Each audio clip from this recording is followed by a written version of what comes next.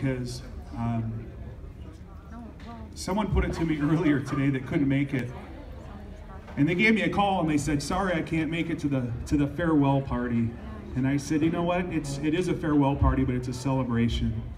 And I think it's important for us to stop in times like this and pause and look back and just actually reflect on the good things that have happened.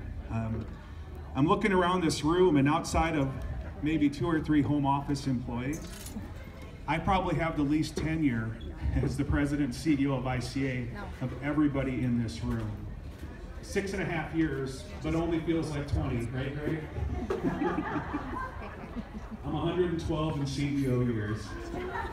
So when we look back at the history, and part of it I only know through Greg and Jerry and Senior and others, and Byron and Larry and Kevin Dunnigan, there's been a lot of change in this organization over the last 32 years. In fact, we know this isn't the first ownership change, right? We had the MJK, how many of you were here during that debacle? Was the sky not falling that day?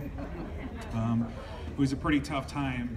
There have been CEO changes, and the network went from being kind of flying over once in a quarter, Greg, right, to being hyper involved in everything. And then we got this little thing called the Department of Labor, right? And Department of Labor kind of came in and started to change absolutely everything.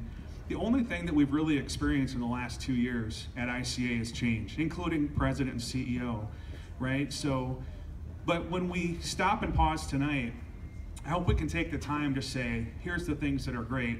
It's fun for me to sit and see the hugs in the long-term 2 and 3+ decades of relationships that have come together. I want to pause and say one thing. There will never, ever be anything like Investment Centers of America again. It will not happen.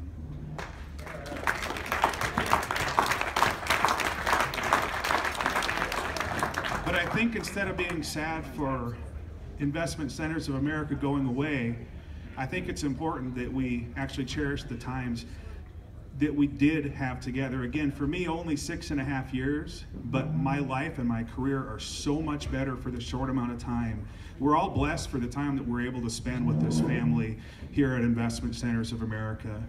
I think a lot of you know that I practically kicked the doors down to Greg Gunderson's office to come to ICA a little over 6 years ago. I was at our sister broker-dealer, National Planning Corporation. It's a great broker-dealer. But when I came to events like this, and Greg had asked me to speak at, I think it was a regional meeting, and then I came to the 25-year anniversary party, and I was just hooked. I was just hooked. There's just something about this organization. It's not just something, it's this culture, it's this family-like atmosphere. I don't need to explain it to you because everyone in this room is the culture. You've nurtured it, you've sustained it, and you've grown it through these years into something that, again, can't be duplicated. I did ask Greg to come up. I think it's important to hear from him. I'd like for him to share, and I asked Kevin Dunnigan to come up for a moment too to share. But before I do, and Greg, if you want to come on up here, I just want to share one last thought, which is this. Things are going to look different on the other side wherever you're going. LPL or somewhere else, or home office employees will be in different places. But it doesn't mean that our best days cannot be ahead of us. And that's been the shining spirit and the prevailing spirit with Investment Centers of America through all the changes in 32 years. So I am confident, we're going to miss the ICA days, but I'm confident that our best days are ahead of us. So again, thank you for coming, and please welcome Greg Gunderson back.